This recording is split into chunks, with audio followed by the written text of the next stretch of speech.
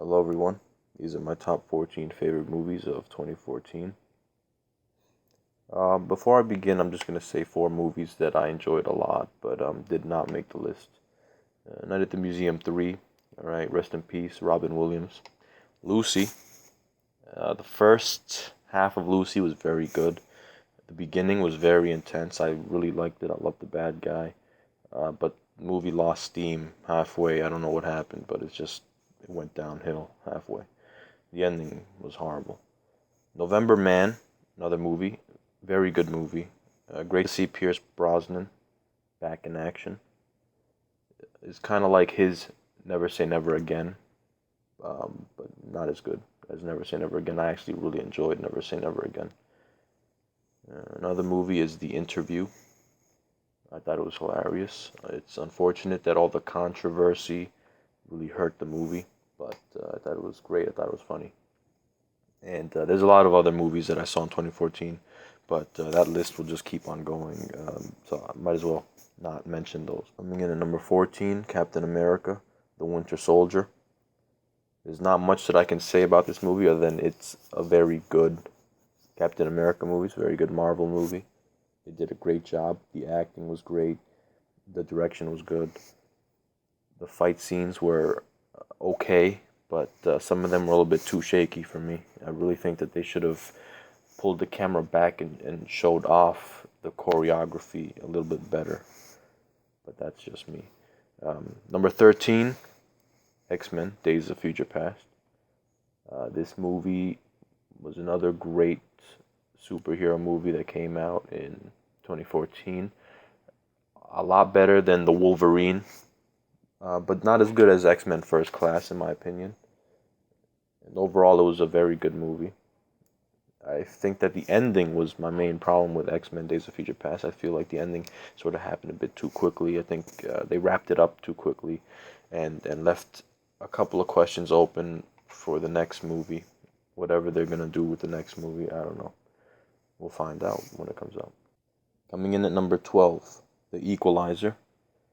The action in this movie was great. The characters were great. The character development was good. There's a lot of really good lines in this movie. Really old-fashioned style movie. Started off nice and slow, and eventually it got to a very good pace towards the middle. And overall, it's a great movie. Number 11, The Lego Movie. This movie actually surprised me. I did not expect it to be as good as it was, but it was a very good movie. Number 10, 22 Jump Street. Great movie, hilarious. I liked it better than the first in terms of comedy, but I think the first one had a better story, and it's a great movie. I was not expecting it to be as good as it ended up being, but it was very enjoyable. Number 9, Birdman. Great movie. A lot of good stuff going on in this movie. Great acting. A lot of interesting things. It sort of puts you in the mind of, these Broadway actors. Kind of feel the same nervousness when Michael Keaton is stepping out onto the stage. Very good. The entire movie was filmed in a way that looks like it was all one long take. It wasn't, but did a great job. Number 8, The Hobbit, Battle of the Five Armies. Good movie. I think it might be my favorite Hobbit movie. A lot better than the first one, and it's better than the second one. Number 7, Fury. Great action, great performances from all the actors, and some great direction too from David Ayer. This a lot of people said that the movie slowed down in the middle with the whole dinner scene, but I really that might be my favorite part of the movie because it kind of shows you how each of these characters work and how they think, and you really don't know how to feel about them because they're heroes in a way, but they're disgusting and they are extremely rude, and it's fantastic the way the whole scene plays out with these guys just sitting there and doing all these things. It's great. My favorite scene, the whole movie, that dinner scene. It might have gone a little bit too long, but when it's over, you sort of realize that that was a great scene while it's happening, it's kind of like, okay, where's this going? Is it going anywhere? But once it's over, then you can realize it served a purpose. Number 6, John Wick. This is the return of Keanu Reeves, okay? This is what people have been waiting for. A very good R-rated action movie, a throwback to where no shaky cam, no CGI. This was just straight up action and knew what it was, and it was fantastic. Number 5, Dawn of the Planet of the Apes. Not as good as Rise of the Planet of the Apes, in my opinion, but I really love this movie. Just really a sad movie. Great acting, great directing, great special effects. Number 4, A Walk Among the Tombstones. This movie, I think, is really underrated. I don't hear a lot of people talking about this movie, but I really liked it. I loved the characters. I loved Liam Neeson's performance. I loved the time period that it took place in 1999. It's fantastic. The whole atmosphere of the movie, just everything about this movie, I loved. I thought it was perfectly paced. It had some really good slow scenes where characters were just talking to each other, and every character just felt like a real person with real problems. The ending, I thought was great. The two bad guys in the movie, really interesting.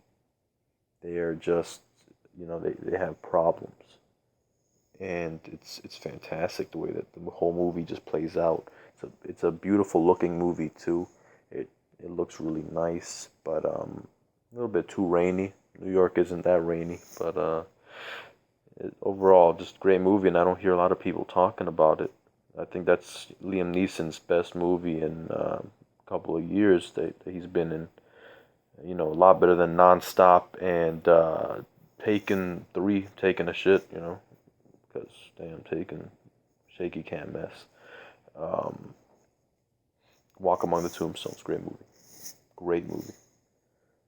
Number 3, Guardians of the Galaxy. This is my favorite Marvel movie. This is the movie that feels like its own thing. This is what a superhero movie should be. Its own thing. Not reliant on the other movies, which I understand they're trying to build a whole cinematic universe, but unfortunately that sometimes becomes tiring. That's kind of the problem with Thor: The Dark World. As much as I enjoyed it when it first came out, watching it again, it kind of made me realize that the movie is extremely generic. It's just a really generic movie. It feels like they just said copy and paste the things that made the Avengers and Iron Man 2 and Thor 1. Just take that and then just come out with something that's really generic. It didn't have its own flair. And Guardians of the Galaxy, definitely fantastic. It's its own movie. The characters were great. James Gunn did a great job. Soundtrack was amazing. And just everything about the movie was great. Number 2, Edge of Tomorrow. This is a movie that I really thought was going to be bad. From when I saw the trailer, I was like, this movie looks extremely generic. But when I saw the movie, I was just blown away. It was a really great movie. The story was great. The acting was great. There was a lot of comedy in the movie. It has a great balance of everything. And the characters are good. The aliens were very interesting. And the whole idea of it being like Groundhog Day, it was great. You just that's a concept that doesn't sound original enough, but they made it work. Great movie. Number 1. My number 1 favorite movie of 2014. Interstellar. Everything about this movie. The special effects, the acting, the directing. The cinematography. This is an experience. I saw it in IMAX twice. I saw it once in digital IMAX, and then I saw it again projected on 70 millimeter film. And it's just a great looking movie, a great sounding movie. I understand people had a lot of problems with the ending, and the ending could have been better, but honestly, the movie was just, that's what a movie should be, an experience.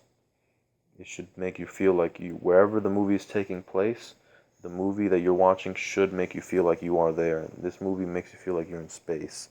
There's a great scene where they're going through that wormhole, and the space is just warping around the spaceship, and you see it in IMAX. It just looked great. It really put you right in until you hear all the pieces of the ship rattling, and performances were great.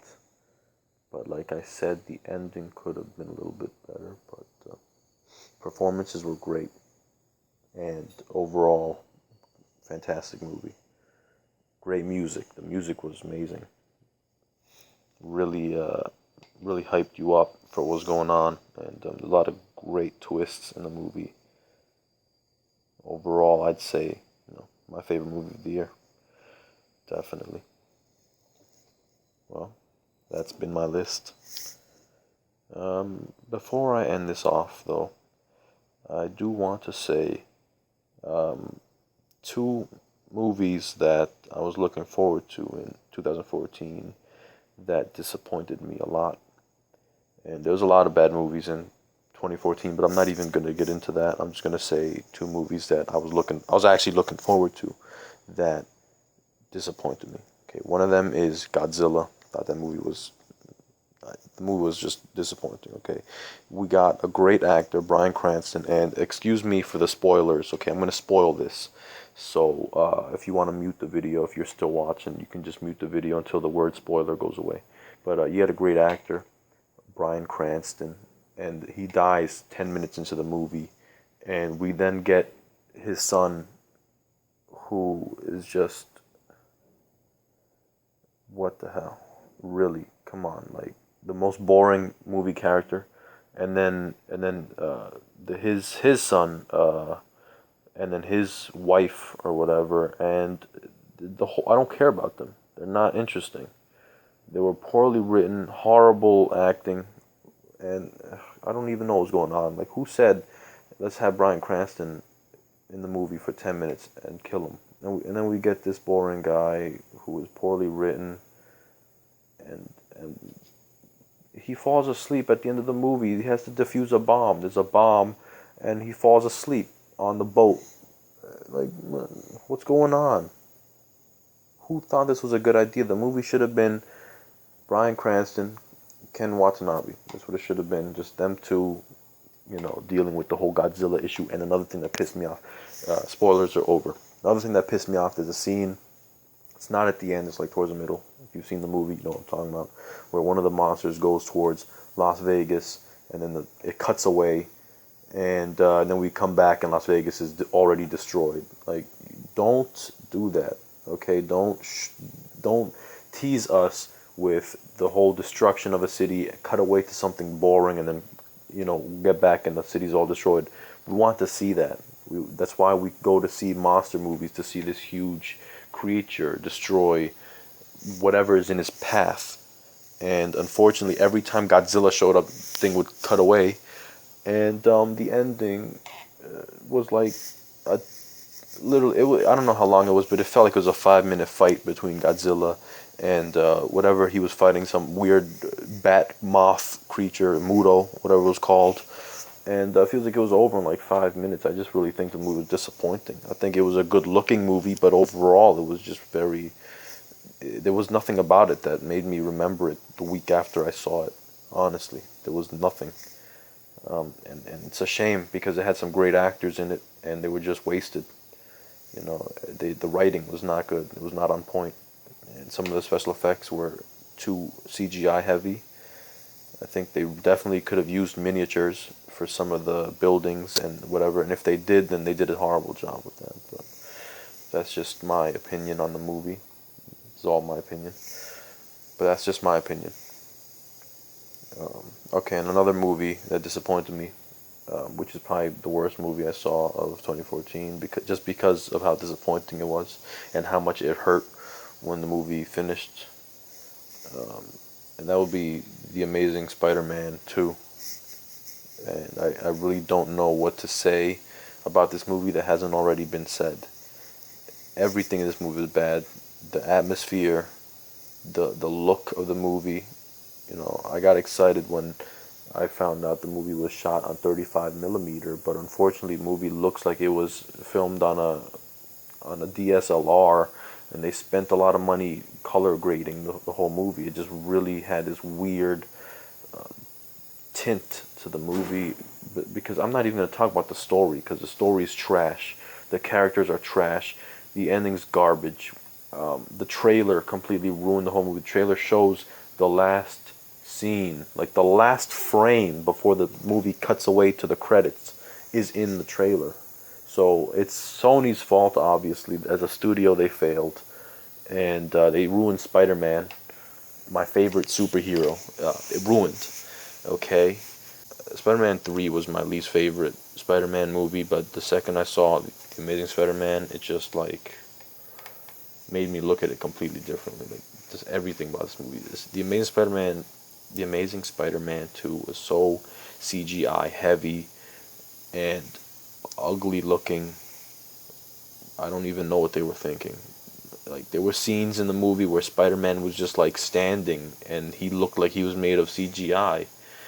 Compare that to the fight scene at the end of Spider-Man 1, where Spider-Man is fighting the Green Goblin. And it's a very well-made fight scene. They're in that abandoned hospital, and they're fighting each other. And it's like two stuntmen actually fighting each other. It's not CGI. You're not looking at a computer model fighting another computer model like in this movie, because I don't know what happened. Like, did Sony want to show off its technology or something? Did Oscorp take over? Everything in this movie was just shoehorned. Everything was rushed. It's like no one planned it out. They all just said, let's take everything and shove it in this movie.